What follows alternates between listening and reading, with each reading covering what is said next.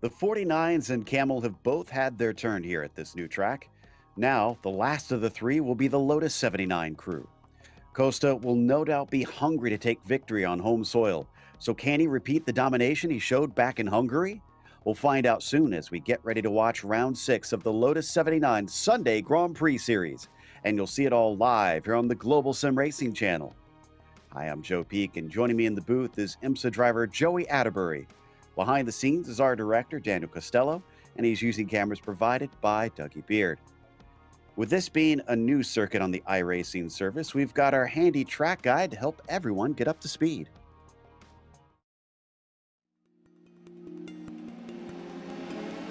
Welcome to Circuito de Jerez.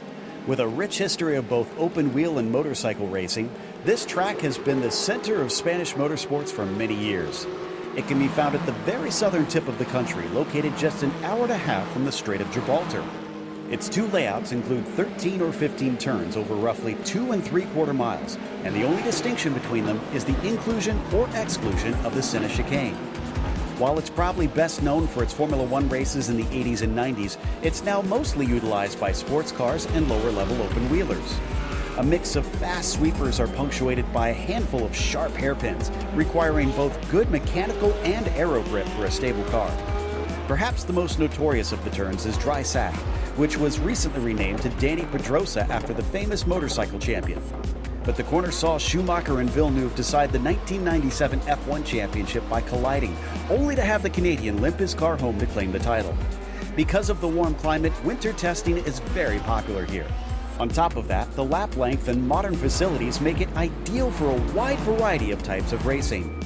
Judging by how much use it sees even 40 years after it was built, it certainly shows no sign of slowing down.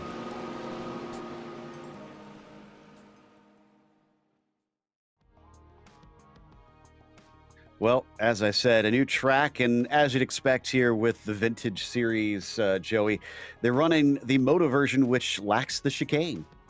Yeah, it promotes more passing opportunities here at this traditionally motorcycle circuit, now known as. But as you see here, 13 turns, just over 2 3/4 miles in distance here. Most notably uphill to turn 1 here provides a good passing opportunity. And if you look at this track map, you got another good passing opportunity into that dry sack hairpin. But then the track really tightens up into kind of a technical last half a section, and we were making comments on how tight that final hairpin is. See which cars are able to put the power down coming off of that and get the run to the start-finish line. Indeed, a lot of uncharted territory out here, so it'll be up to the drivers to try and manage that. Now, as for the championship, it's starting to be a little bit of a runaway up at the top because 3 of the 5 races have gone to Juan Mi Costa so far. In fact, all 3 of those wins were perfect scores. So he's got 45 points over Timothy Reed. Dylan Freckleton took his first ever podium, and with that has launched himself into 3rd in the points. That's going to be interesting over guys like Partanen, Viekainen, who are usually pretty fast, Tolinen as well. If he can hold that over them, if he can keep it up and take some more of those podiums, as well as maybe a victory or 2. Let's check out the F2 standings as well. Right now, Tim Britton is standing commandingly on top right now over Patrick Samaran in here in 2nd place points. Keith Herner, all 3 of these pretty spread out here evenly inside the top 3. But then you look down here, Kurt Clapper, Thomas Silbernagel really locked into a battle. And a little bit further down, you look at the 7th, 8th, 9th, 10th. Stephen Jones, Shady Ahmad, Miguel Moreland, Tom Wilkinson, only a few points separating them here in the F2 drivers. For today's race, it's going to be 25 laps that they are contesting out here, and it's open setup. I got to imagine they're probably going to want to put some downforce in it with some of the extended corners that they have. No spare car if you wind up with damage, but there's a lot of runoff in most places around here. Drive-through penalty at 17 incidents, disqualification at 25. Definitely some places where you could push the limits a little too hard and rack those up. And it looks like they are just finishing up qualifying, have just finished qualifying out there. And currently, Juan Costa with a pretty good gap, as we saw last time out, half a second over Timothy Reed. It looks like it might be another route, but you never know. As I said, new track, Joey, so maybe some unexpected things could happen. I agree. Juan Costa, class of the field, what it's looking like right now. But Joe, check out the times between third, fourth, fifth, sixth. Only about a tenth and a half separating about 5 drivers there. Absolutely, that'll be tight. Costa there on the pole, as you can see. Reed starting second. Luca Bracali doing pretty good, starting from third. Dylan Freckleton as well, backing up his performance with a 4th NQ today. Phil Reed will start in 5th, followed by Jack David Spickett, P6. Then it's Mimo Moreno in the 7th position. Yuho Reyna starts in the 8th spot. He'll have Patrick Samarin in 9th, and Tim Britton rounds out your top 10. Here we have Kostas Zafaris here in 11th. Andreas Schuster in 12th, Daniel Banker 13th, Seamus Power 14th, Barry West rounding out the top 15, Cam Porter here in 16th place, Kimmo Vilakainen, a car that didn't put down a lap time, going to have to watch that number 3 car. Mike Rasmus here in 18th, Jason Clapper also starting from the back in 19th, and Antonio Alvarez rounding out the 20 cars here, Joe. Yeah, that 9 car also a little bit out of position, unfortunately. So how high can he climb on this one? The cars are gridding up, and it's a very cool track out here today, 69 degrees Fahrenheit. But the drivers are commenting that it's giving them a lot of nice grip. So maybe this should be good racing with plenty to keep the cars glued to the track and plenty of mechanical traction, as we are just waiting on Timothy Reed and a couple others to finish lining up here today, and then we'll be on our way at this Spanish track. Looks like Reed is out there. I think they still need the car of Costas. Looks like, yeah, it looks like the 7 is now on the grid. So I think we are ready to go. Engines now revving, and the green flag is out as they head down towards the first turn. Very good start from Costa. He is off like a flash. Reed's challenged by Bracali down to the first turn. As he gets to the inside, the car slides a lot, but he holds on to it. Now he's under threat from Phil Reed down to the inside, but they swing into turn 2. So far, I'm not seeing any major incidents, and it looks like we are clean. Yeah, and Freckleton and Bracali still battling it out, and Bracali out on the outside of the track. Dylan Freckleton going up into that position, number 3, still sorting it out. Joe, I mentioned how close this midfield battle was. Look at them all stacked in here. Sounds like I spoke too soon. Cam Porter on the front stretch before he even got to the first corner got tipped by Vilakainen as we head down into dry sack now. Few cars trying to find some positions, but nobody able to really make it through. Just a little bit of side-by-side racing. Costa already a second and a half ahead of everybody as we check in on Seamus Power here in the mid-pack. Yeah, he's got some company via the form of his rear-view mirror, and Andreas Schuster and Mike Rasmus right behind him. You mentioned that number 9 car, Joe. Check this out, already up 5 positions in just half a lap. Excellent job there from Mike. So as he comes around these long right-handers, you can see already Costa is heading down into Lorenzo and finishing lap 1, still at about a second and a half over Timothy Reed, but that's a pretty monster gap on the first lap. They're going to have to hope that maybe he has some problems if they have any chance of catching him here today. Right, well, and we also have to remember the tire warm-up phase, and apparently Juan Costa has something figured out, and you're right, if he's got that figured out, what else has he got up his sleeve? Very cool conditions for this circuit, especially even down into April. It's known for having very hot track temperatures, so surprised seeing it even in the morning this cold, as Phil Reed is going to continue to try and hound Luca Bracali for that 4th position. He's got a very good run. Luca goes defensive down into dry sack. Around the outside, can Phil Reed make it stick? Not quite. He's open up to Jack David Spickett, who can't quite get his nose in down there. Switching back and forth as they swing through the next few corners. He is right on his heels, but can't stand the dirty air. Well, and Joe, you mentioned, some of the drivers were commenting how grippy this track was, and looking at this, I think they're all running pretty high downforce levels, which helps with that. Indeed. I think we got a replay of the start potentially. Yeah, this is for Cam Porter and Viakainen. I kind of put that more on Chemo. I looked like he drifted into him. Yeah, and if we look at it from the back, Chemo's got a fantastic start, and he gets kind of funneled in. And I will give Chemo credit because he backs out of it, and then all of a sudden the contact happens. It was just too late. Yeah, that's a real shame for Cam. He has become our first DNF, sadly, already in this race. Only 19 of our 20 starters still left. Back to Dylan Freckleton. He's not satisfied with third place last week. He wants second, and he's going to fight Timothy Reed for it. Well, this has been a kind of a momentum shift for Dylan Freckleton. I'm used to seeing him kind of hang out in the 5th to 8th, but Joe, in the last couple, maybe 3 weeks, it seems like Dylan has really upped his game, and here he is chasing down second place. And remember, he made that mistake last time out and gave up that second spot to Timothy Reed. So is this his attempt to try and find some redemption? As there goes Phil Reed past Bricali. He's been trying on that for a couple laps now, and he's now into 4th.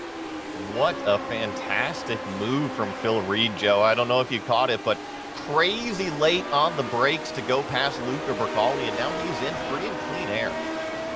As they head down through Angel Lieto and Luqui through a series of long right-handers. I think about 4 of them in a row here that they have to swing through before they finally get down to the hairpin of Lorenzo, and it switches back to the left. Nobody close enough to try and make a pass into there, so they'll now start lap 4. Bricali's actually got a little pressure from Jack David Spickett already, it looks like. Well, and speaking of Luca, I'm actually wondering maybe if he's got some damage on the car, because he's down 2 positions and he's continuing to get pressure from behind. So the qualifying effort not matching up with the race pace. There's also Moreno and Reina just behind him. So it's definitely kind of stacking up. We got a bit of a train forming. Let's see if anything happens into dry sack this time. You got to really stay close here through Cito Ponds onto the backstretch as it plunges back downhill, but it looks like they've separated. Just a little bit kind of an even gap here. Not going to be making any moves. And yes, we're jumping back. This is back to 13th, but look at how close this battle continues to be. Mike Rasmus right on the back of Andreas Schuster, who's following Seamus Power. Seamus Power a little bit under threat in that number 8 position, into that number 11 position there.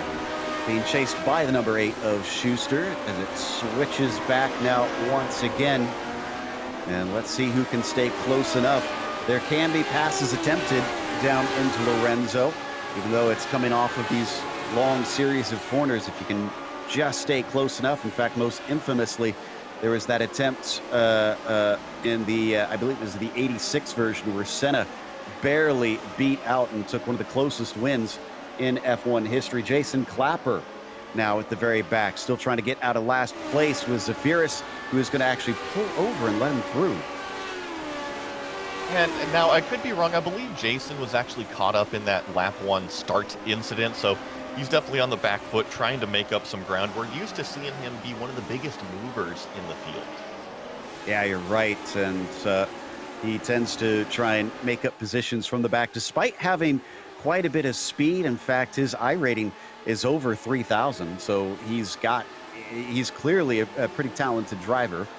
As we come back up to Jack David Spickett, and still has not been able to overtake on Luca Bricali, so he's going to have to try and set him up. I do love Jack's classic old livery, taking the old Pepsi logo and putting it on this car. I love it. I think, I'm a big fan of the 80s kind of themes and liveries and whatnot, and what's more iconic than the Pepsi theme? And here's another one, Tim Britton in the Target-themed car. Yeah, going IndyCar style there, and he seems to have unfortunately found his way into the gravel. Trying to figure out what happened here. And Joe, that's got to remember, Tim Britton is our F2 points championship leader, so that's a big one. We'll be back to Freckleton. We're seeing if we can pull up a replay. That was a bit of an unusual incident. In fact, I think he had a little bit of contact from Andreas Schuster, and then Seamus Power went way off to avoid. Here we've got the incident. watch for the red, white, and blue of Seamus Power, because he's going to have to just chuck the car off the track. Oh, no, he did make contact. He didn't make it clean. Looks like he just clipped the nose as he was trying to take avoiding action, and yeah, got off into the gravel himself, and 2 cars damaged in that one. But this is back up front. This is Dylan Freckleton not letting go of Timothy Reed. Now, I've been watching this. It's kind of stretched out and closed up a couple times, so it's kind of anyone's ball game right now. Indeed. So Timothy Reed cannot make any mistakes here. And will the tables turn potentially? Last time it was Freckleton having to kind of play defense and try to keep from making those errors. Now it's Timothy Reed who's going to have to hold out as we check in with Bracali a little bit behind him. Looks like he's losing touch with Phil Reed. I wonder, is Phil actually catching that battle for second as well? Yep, he is. Phil has been on a mission. 126.3 puts him about a quarter of a second faster the last lap than the 2 cars in front of him. And honestly, you know, props to Luca because he's kind of stopped the bleeding. He fell a couple spots at the beginning, and now things seem to have stabilized for him. Yep, he's still got Jack behind him, but hasn't made any moves quite yet. See if he tries anything down into dry sack this time. Got a couple more corners before they get to there, especially that long right-hander, Cito Pons. Going to need a good exit here if you're Bracali. Just try and get that power down as soon as you can, and he looks like he is clear. Squeezing that throttle is always a question here in these cars, and this is what we're more used to seeing out of Jason Clapper. Now that he's back with the field, look at him. He's starting to move up these spots, and already right in front of him, Antonio Alvarez. He's lining up into this very tight hairpin, going to try around the outside. That's going to be tough, and unfortunately doesn't look like that one's going to stick this time. Yeah, we looked at Clapper, 2 laps ago, and he's already made up 4 spots out there. That is unbelievable pace. Imagine where he would be if he didn't get involved in that opening incident. Whoa, there goes the car of Alvarez off the course. Thankfully does not hit the wall, but it looks like they are on the limit here. That's the second car we've seen break loose like that. I think it's kind of credit to the downforce levels. You know, they're running pretty high downforce levels, and ooh, here we go. This battle for 5th place starting to warm up. Jack David Spickett right behind Luca Bracali. But Joe, talking about those downforce levels, I feel like when the car finally brakes, you lose all that aerodynamic traction, and it really just goes on you. It seems like it. Both cars just snapped mid-corner suddenly as Luca is hoping that maybe that car behind him will experience that because he's having to push it very far here. Jack just not able to stay close enough. He's going to get a bit of a pull down the backstretch, but it's not a long enough straight, and he'll have to try again later. Really interesting to see them all kind of forming up here. Jack David Spickett, Memo Morena, and then even Hugo Reina back here trying to get involved in this action. And here we go. Jason Clapper one more time moving up a position, this time Barry West. So West gets demoted. He's now back with his teammate Daniel Banker. Those two trying to collect some valuable points in the Teams Championship, which we haven't covered in a while. We'll see if we'll get that back on the show here at some point, but they're kind of taking a break since they refreshed this car. In the meantime, Clapper already trying to run away a little bit. So is this man. It is averaging about a second a lap faster than everybody around him. Timothy Reed's already 7.2 behind. Just impressive stuff from Juan Costa out front. And here is another position change out on the racetrack. Andreas Schuster. So this is, I believe, Mike Rasmus, Andreas Schuster, and Kimmo Villikainen still kind of locked in this battle. And we got to remember, Kimmo, one of those cars that started way in the back. Yeah, Andreas slipped up a little bit on the entry into Lorenzo, and that opened the door for Mike. He steps into the top 10. Kimmo, whoa, speaking of stepping too far, there goes Villikainen hard into the wall. That will end his climb through the order. I doubt that car is going to continue. I'm sorry, Mr. Villikainen. You know, we were talking about you, and it is a very real thing. But here goes Jack David Spickett. Now, Joe, how much closer do you think you can get back underneath a spoiler? Not much closer than that, but he has to give up a little bit of room here because he needs something on that wing through these series of turns. And so Bracali gets some breathing space after that one. We've talked about Phil Reed catching in. I think he's made... Whoa, what's happened here with Barry West? And that is Zephyrus down in the number 7 as well. Not sure where this started. And to jump in here, it just looked like maybe a checkup. There was 3 cars all going for the same corner, and I think Barry West got hit from behind by Zephyrus, but not very much visibility when you put all those cars in the same spot. Yeah, I think it was side by side with his teammate, and unfortunately got hit from behind just due to the checkup because Zephyrus not anticipating that. Back with Spickett, at least for the moment. Ooh, he's getting close once again. He seems really strong through this part, but this is where he needs to stay close. Can he do it this time? He gets the run out, and I wonder also if we're seeing difference in downforce levels, but here we go. Jack David Spickett with a really aggressive move all the way to the inside of the racetrack. Can he get it slowed down? Yes, he does. Puts the power down, overtakes Luca Bracali for 5th place. Luca went defensive, but he left enough of the door open. The leg went through, and Jack said, thank you very much. I think I'll join this spot. So that's P5 for him now. Moreno next on the list. Luca, like you described it earlier, trying to just stop that bleeding. Unfortunately, the tourniquet seems to have given way. Oh, but Jack David Spickett with a really poor missed apex here is going to give Luca an opportunity to potentially throw it back at him. If he does an over-under here into the final hairpin, he certainly looks about it, thinks about it, but not quite close enough. That was aggressive. I hoped that he wasn't going to actually get that nose in there because a wreck was going to happen if he did. Thankfully, backed it up enough. Moreno close, but not there as they come out of turn 1. Expo 92, one of the weirder names I've seen for a corner over the years. And then down into turn 2 as it slows down and plunges downhill. You know, I feel for Luca out here because he had such a great qualifying spot, and it just seems like one car after another is just lined up behind him because next up it's Memo Moreno. He just doesn't have a time to breathe out there. Yeah, and we have to remember, this is not like modern Formula One. They can put a different qualifying set on it. Maybe he just had it really hooked up, and his race set doesn't quite match up to that. A very, very good point, and it really is up to the competitor to tweak and tune it as they see fit. And here we got back up on the racetrack, Joe. Phil Reed has caught Dylan Freckleton, who's kind of fallen off from Timothy Reed a little bit.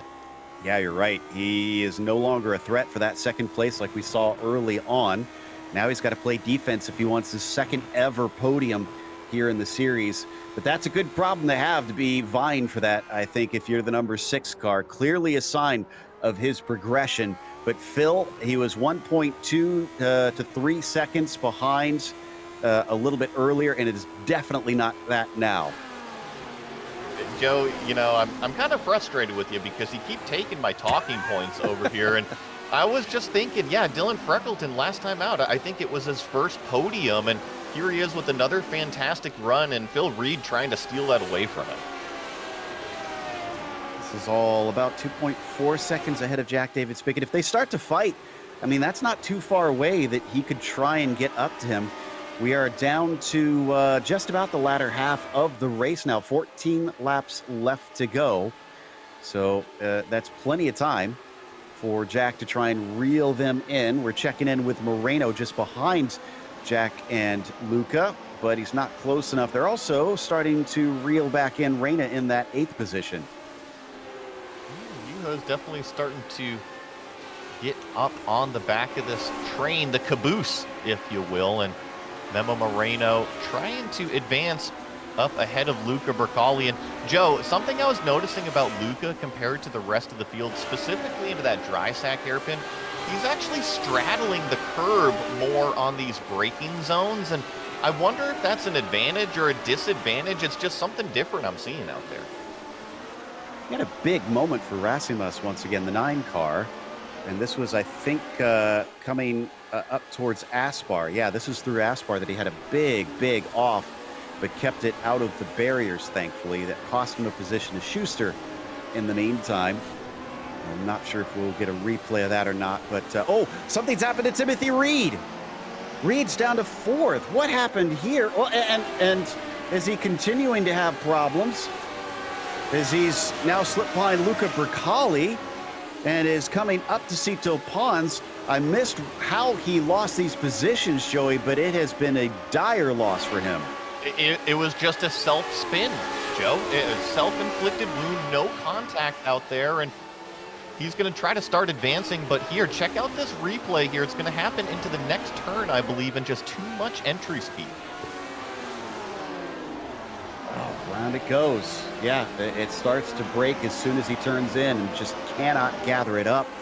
So now, not only did he lose out to Freckleton, Reed, Spickett, Bracali all went by, and he is stuck in the thick of this traffic.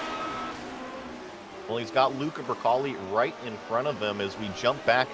This is Seamus Power fighting in with Antonio Alvarez. Now, Joe, correct me if I'm wrong here. These are 2 cars that have fallen back due to some earlier problems. Yeah, you're right. More problems with Timothy Reed. Oh, did he get into the back of Moreno, and he's going to spin around on the inside of Lorenzo as Reina carries on, collecting 2 positions with ease. And we got to get a replay of this one. I don't think this is necessarily Timothy Reed's fault here. I think he goes wide and is in the middle of the track, and just 2 cars going for 1 space on an outside move. That's a tough one, Joe. Oh, you're right. I thought Reed got into the back of Mimo, but it seems it's the reverse.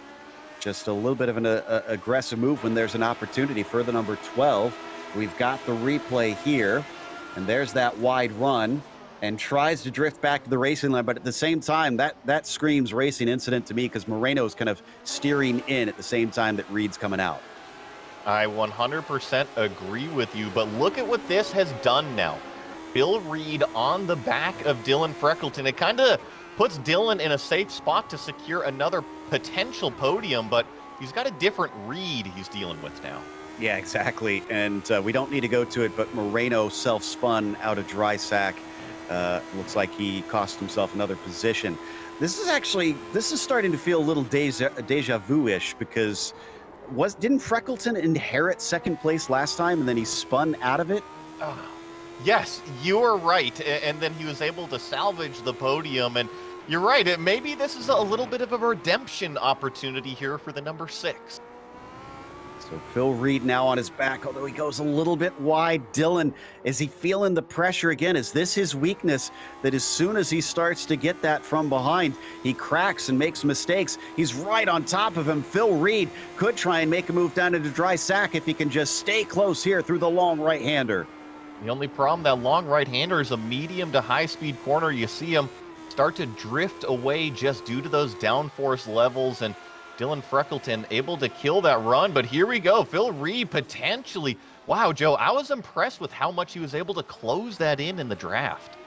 It seems like these cars are punching a big hole in the air with all the downforce they've got cranked into them. And that might be giving Phil Reed his best opportunity down these straights. But he's going to have to stay a little bit closer in these final 11 laps of this race. 10 and a half, really, that they've got left to go. And this is all we have to remember for the best of the rest. This is not for the win because Costa is about 12 and a half seconds ahead of them both.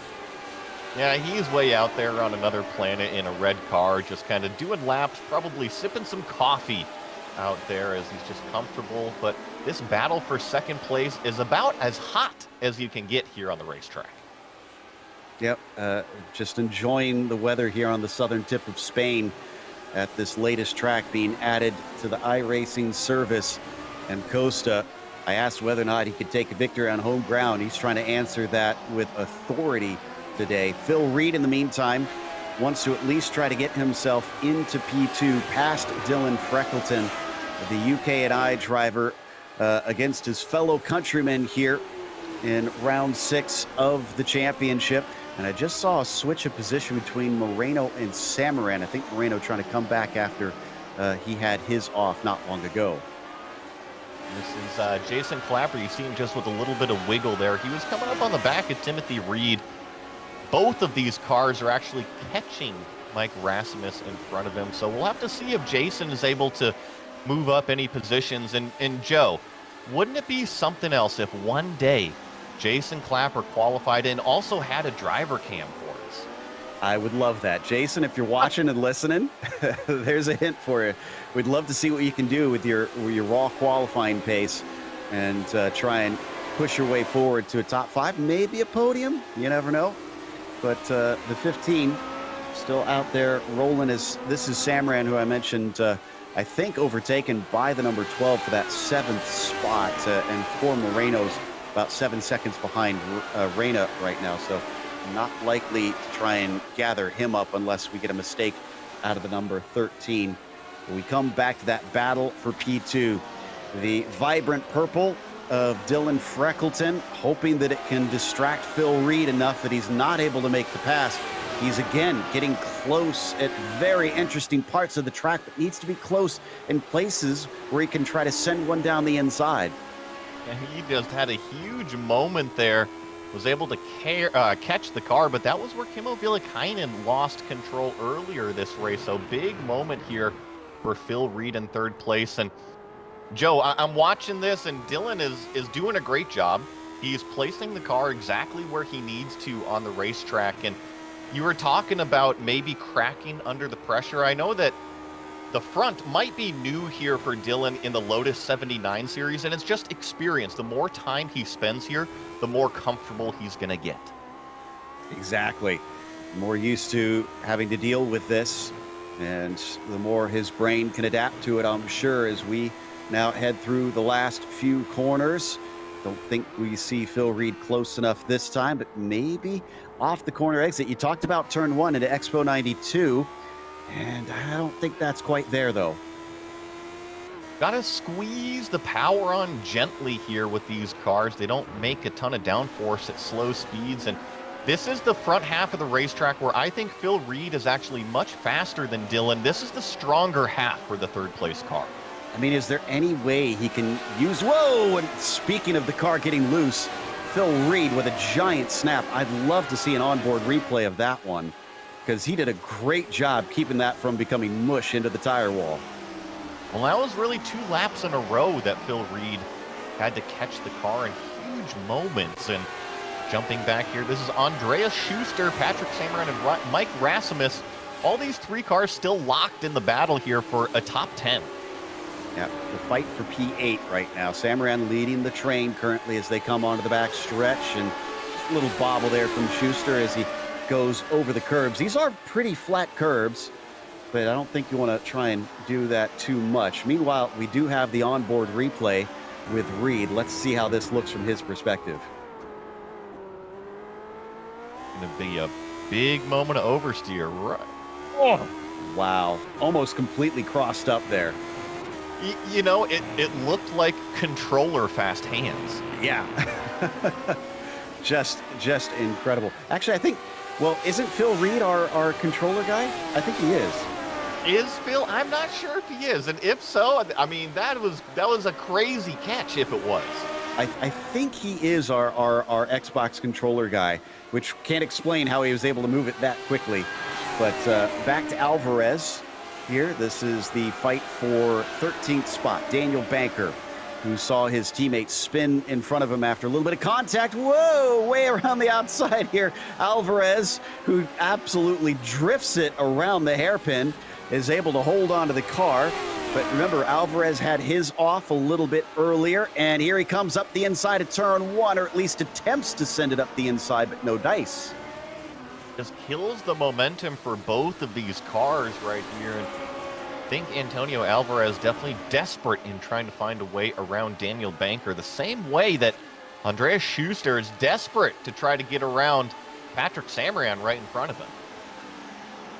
Down into the hairpin once again, and a little bit wide out of there. That's going to open the door, and Schuster is going to be able to go past Samaran into the side of Rasmus. He gets almost shoved off into the gravel, and now Timothy Reed is approaching. Yeah, Timothy Reed now joining the battle, and really not too far back is our man Jason Clapper in the number 15. So he's enjoying this pack of 4, battling it out, because it's just drawing him up to an ever potential top 10. Now it's Reed's turn to kick up some dust as he just goes a little wide coming through Palukwi. And then down into Lorenzo. Can anybody maybe size them up into the first turn? A little bit of a slip up off the turn from Samaran. That's going to bring in Rasimas. He was eager before. Can he manage to finally get by this time? He probably didn't appreciate being shoved off the track there. He's given space down at the apex, and he's going to get a second go into turn 2. Yeah, but look at what this... Oh, now we're getting too wide battle. Mike's going to try to sneak through. Is he clear? Not quite, but now he is. Watch the run from Timothy Reed, though, right behind him. Oh, Reed loses it. Full 360 out into the gravel, and he catches it and brings it back onto the track. But this is one to forget for the number 4 car. That is many mistakes he's been making today now. Jump back up to the other Reed. Not as many mistakes from Phil right now as he continues to chase Dylan, but check this out. I think Dylan has taken a little bit more control right now. He has. It's been hovering at this 0.7 of a second ever since Phil had his little slip up. And now these tires can tend to last pretty well, but I've heard from the drivers you can overheat them. I wonder if he is experiencing that, just having to use them up in the dirty air behind that number 6. And I know on iRacing, they tend to stay warm when you overheat them. So if you overheat them one turn, it's not just another turn that it's overheated, but it tends to be a lap or even more than that to try to get them back down to 10. Lap 19, he was slightly quicker, but I think, yeah, 18 was where he had his little hiccup. And then on this last lap, he just couldn't quite keep the pace. Oh, and there's a little off as well. Now it's Phil Reed who's finding the pressure a little bit too much for him, overdriving the car. And I think that has to do with the tires you were just talking about. My keyword, you use them up too much, they aren't there for you in the end. And check this out, Jason Clapper trying to break into the top 10. Nice recovery. It's Patrick Samaran just in front of him. Samaran's slow as they come down into the hairpin. He's given him the inside. He's not going to fight it too hard. And Clapper is through. Really nice textbook move from Jason. Squirrely on the throttle, trying to squeeze that power down. And I'm checking this out. His fastest lap is a 125.9. Joe, we were talking about the potential of Jason Clapper. That would put him right there battling for probably about 5th place position. Yep, Clapper with a little wiggle of the rear end coming through there. And so Timothy Reed's taken into pit lane. He's gone off the course and into the barrier, unfortunately, it looks like. So wonder if that's just enough for him. He's decided day over after that one. You know, I have to say, I wondered how the racing would go today with all the turns making it tough to try and make passes. Despite that, I'm gonna borrow a term from Martin Brundle. We have mistake generators out of here. It seems like as hard as it is to pass, it's also just as hard just trying to master this track. I agree with you, and I think that's very well put. And I think due to technical stuff, it's so mentally straining on the drivers. As we've seen examples here, Timothy Reed have so many problems. He was running firmly in 2nd place here and just overshoots the corner. That's just a mental mistake. Yeah, it wasn't that hard of a hit. I think that's enough mistakes for today. Let's close it up and park it. So that's going to be our latest retirement. We've lost Cam Porter, Kimo Viekainen, Timothy Reed, and it looks like Tim Britton at some point as well.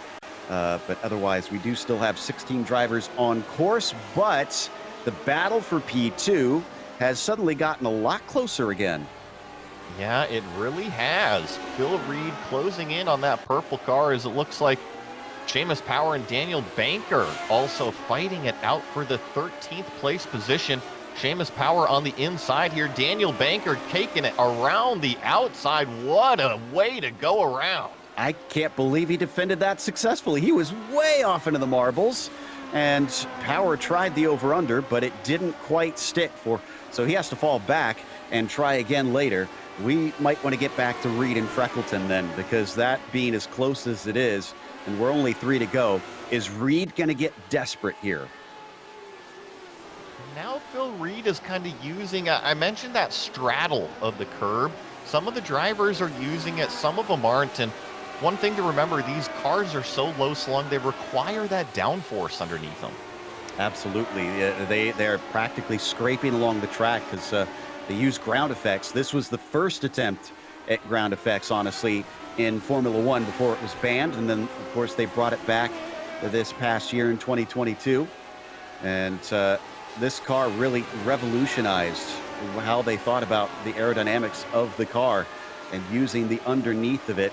But for now, Phil Reed willing to try and maybe sacrifice a bit of that bottom side of the car using the exits, but it looks like he's lost a little time on this last lap. Yeah, but crucially, still got 2 more laps to go. And Joe, you mentioned the aerodynamics game. I think this was such a cool era because we knew enough about aerodynamics, but we were still figuring it out at the time. So we've got a problem, I think, between Power and Banker here. Oh, there's another of those snaps. That is, what, about the 5th or 6th one we've seen in this race. It's wild because it's so rare that I've seen the car so twitchy like that. And I really do think it has to come down to these downforce levels. It's a high grip racetrack, high grip on the aero level. So when it does let go, it seems to let go in a hurry. Indeed. Usually this car, especially in the most recent form that it's taken, as iRacing has updated, like I mentioned a couple seasons ago, it's very slidey, but in a fun and catchable way that the drivers really thrive on. Gives us exciting moments. Not usually one where it snaps in that fashion. So typically you'll see kind of the drifty moments where they have to sort of bring the car back to traction. As Juan Costa, no surprise, with another fastest lap. I'm expecting another perfect score. There's a bit of a defensive move there from Freckleton down to the final hairpin. I think he's looking in his mirrors a little bit too much right here. And here comes an opportunity. Phil Reed going to take it too wide into turn 1. He's actually going to have an advantage side by side for second place. Inside for Freckleton. Can he defend? Oh, he gets into him and he turns him. Off goes Freckleton. Behind him, Jack Spickett trying to gather up that spot as Freckleton will get back into third. I wonder if Reed's going to try and hand that back. It'll be hard because Spickett's right there and he's not going to lose 1 but 2. Oh, this is now intense because Freckleton is fighting to stay on that podium. But look at this. Here it goes. That's Timothy Reed giving it back to Dylan Freckleton. But watch out for Jack David Spickett. Look in your mirrors. Somehow he manages to give that 1 spot back. Surely he's going to be charging hard at him again, though, to try and take that position. This is for second place, and we might have to step away from it because Costa is heading into the final turn, looking for win number 4. And just as we did, I saw Freckleton fall down to 4th for some reason. A drift for show from Costa out of the final turn. A dominant win for the 1 car. Just another storybook race for Juan Costa, and one that Dylan Freckleton now wants to forget because he spun by himself. That means Phil Reed has nobody in front of him, just Jack David Spickett to worry about behind. Second place for Phil Reed in the end, as Spickett will collect a handy third with patience on his side. Freckleton does at least bring it in 4th, but I'm sure he's disappointed at that end. Oh, and we got more. Here's Mike Rasmus still trying to get by. I believe that's Andreas Schuster right in front of him. Those two were locked in a battle literally the entire race. Banker's going to be our last on the lead lap. No more battles from there. Do we have time for a little replay of Freckleton, since we had to step away right when it happened? I haven't even seen exactly what happened. Did you get a look, Joey? He goes wide here, and he's just a little off on entering the corner, gets a big wiggle on entry, and just can't save it from there. Well, like we were saying earlier, that inexperience racing at the front may be showing itself a little bit here and there. It'll be a lesson to take for the future. We're going to take a quick break, though. We'll come back with the official results as well as driver interviews, so stick around.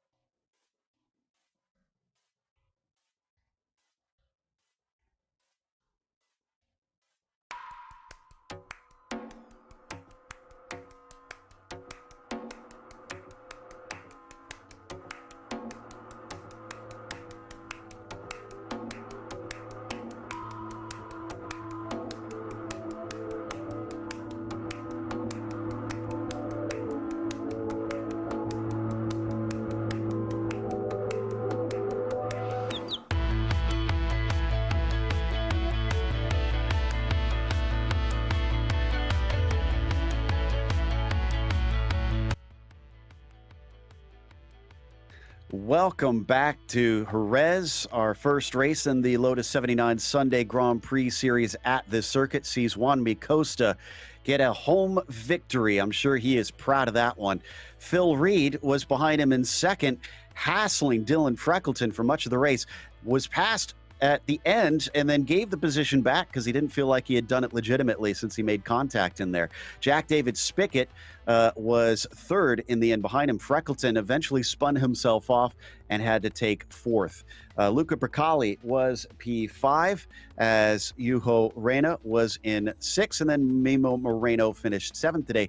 Andreas Schuster got P8. Mike Rasmus climbing his way up 9 spots into ninth. Same thing with Clapper to finish P10. Here in 11th, we have Patrick Samaran in the number 14 car. Antonio Alvarez, another one of those big movers, +8 to finish in 12th place position here. Seamus Power in that battle comes out on top over Daniel Banker, who comes home 14th place. Barry West, our first car, 1 lap down. We saw the issues that he had. Zephyrus as well. Timothy Reed we documented as well. A couple laps down, and the rest DNFs. Yeah, unfortunate there at the back of the pack. This track definitely ate up a few cars, but it did not wind up eating Phil Reed, who took a handy second place today. We're going to chat with him here to see how he felt about this race. Phil, that was an incredible battle between you and Dylan, and I saw the chatter. It seems like a lot of respect between you and him there, and including you handing the position back later on.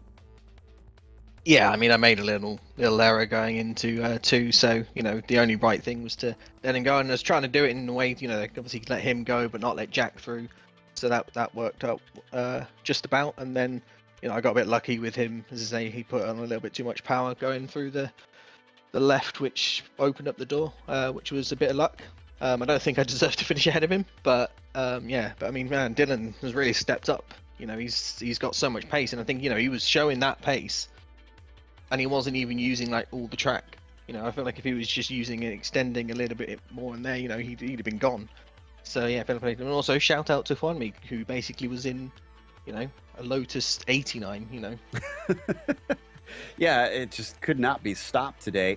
Now, if I'm remembering correctly, you run on an Xbox controller. Is that correct? Yes. You've been dubbed behind the scenes by one of our directors, the Controller King. That was massively impressive, especially considering you and many others had snaps today. How in the world did you catch that one coming out of turn 3? Well, actually, I think one of your commentators mentioned it before in previous season, that because being on a controller, I guess saving things is like in terms of the initial snap is actually probably easier than on a wheel.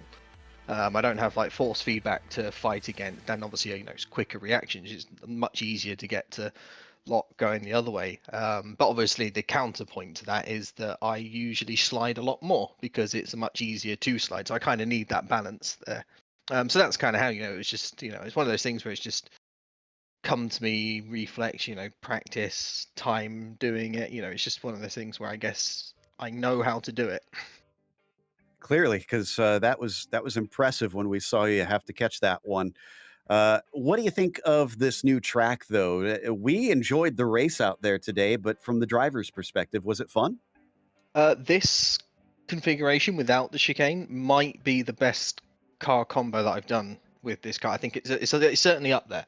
Like, this is so much fun. This, I think, the old 2008 historic Silverstone is really good. And there are a few others that just have a really nice flow, and even like the slower speed bits, they're not like really sharp. They've got like a nice sort of roundedness to them. The final corner, obviously it's a hairpin, but it's got a really nice amount of camber, so you can sort of take a nice amount of speed out of it. I think the conditions also were almost perfect. The track grip was so nice. Everything was it was great. It's one of the best things I've done on iRacing in ages. It's so fun. Well, like I said, it was entertaining for us. Congratulations on a second, and hopefully we'll get to see you next week when we come back for Mandy Core. Yeah, that'd be good. Thank you very much. Phil Reed, P2 here today from 5th on the grid, too, so some nice gain. As up next, I believe Joey has caught up with Juan Costa.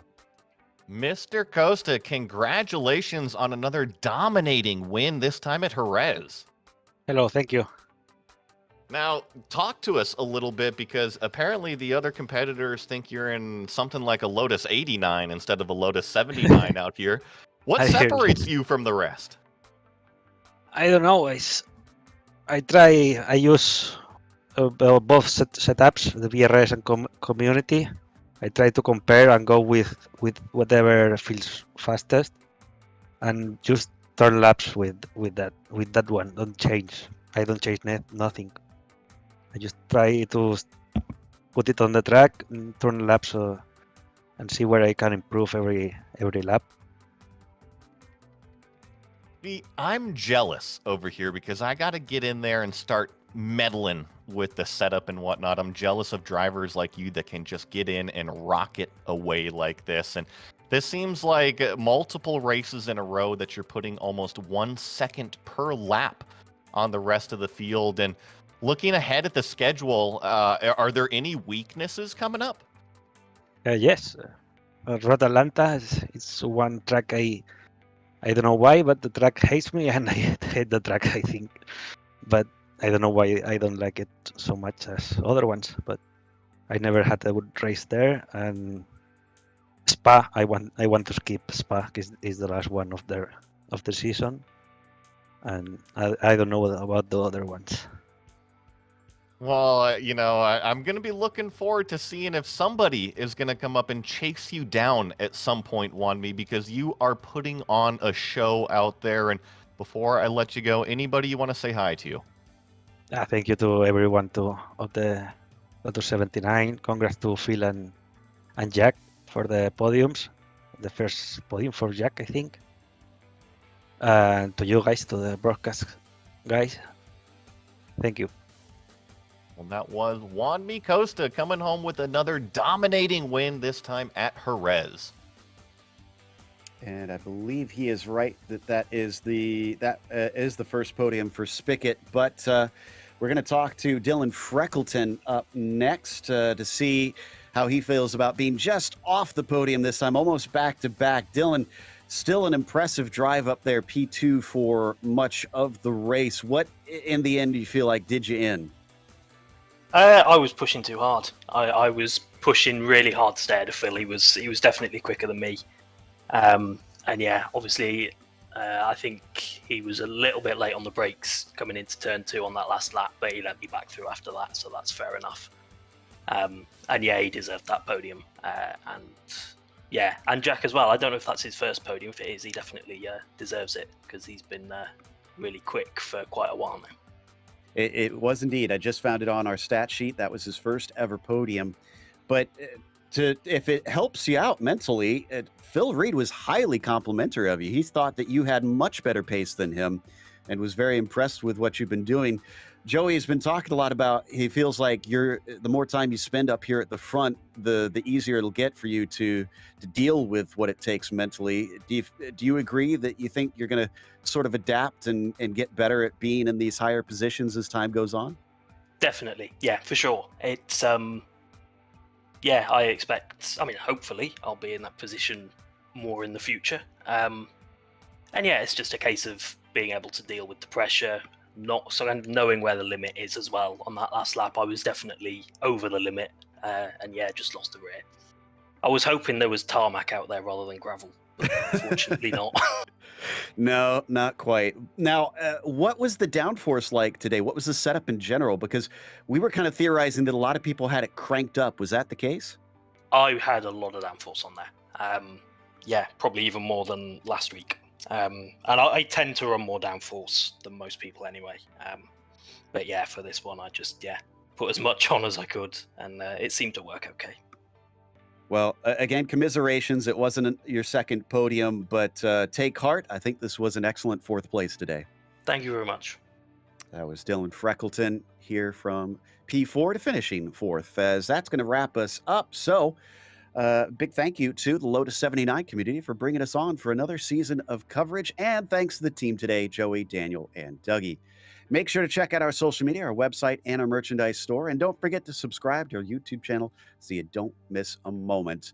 Like we said, the next race, Manicore, another newish track here on iRacing, will be Sunday, April 30th at 12:30 p.m. Eastern. But be sure to check out our other broadcasts that we have listed here. And until next time, race clean, race hard. We'll see you on the track.